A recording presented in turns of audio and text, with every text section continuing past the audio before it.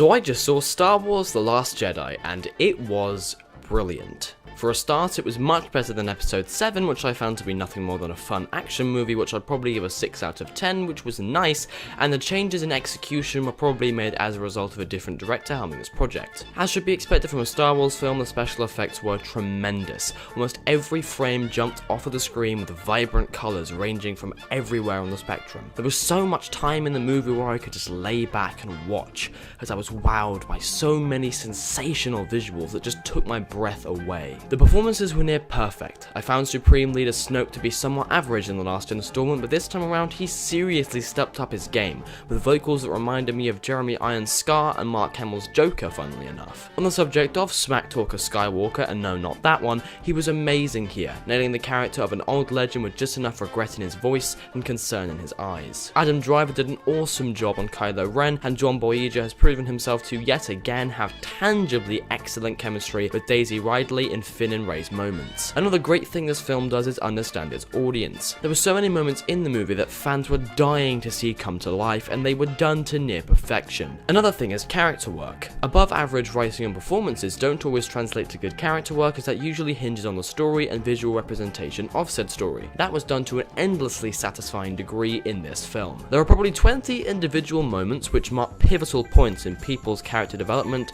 and are going to be remembered for generations to come. I was enjoying it so much, and the pacing accompanied the entertainment value and runtime so well that it felt an hour shorter than it actually was. As aforementioned, Rian Johnson directed this film rather than J.J. Abrams, and you can tell by how organically funny it is. The jokes are well timed, complimentary of both character and mood, and used sparingly in application. There were some actual moments where the entire theatre burst out laughing, which really does require skill. I can now stop making Episode 8's breakfast for it and instead throw that bowl out the window, as I have a few issues with the picture. Leia's new friend Holdo was poorly developed, came off as bitchy, and I never really cared for her. Two characters discover they have the ability to telekinetically communicate, however it is beyond their control, which sparks the question of what the circumstances must be for it to take place, along with how they stop communicating. Basically, it didn't make very much sense if you stop and think about it. This next segment of the review is a minor implicationary spoiler, in that I don't tell you who this next part affects, but I do tell you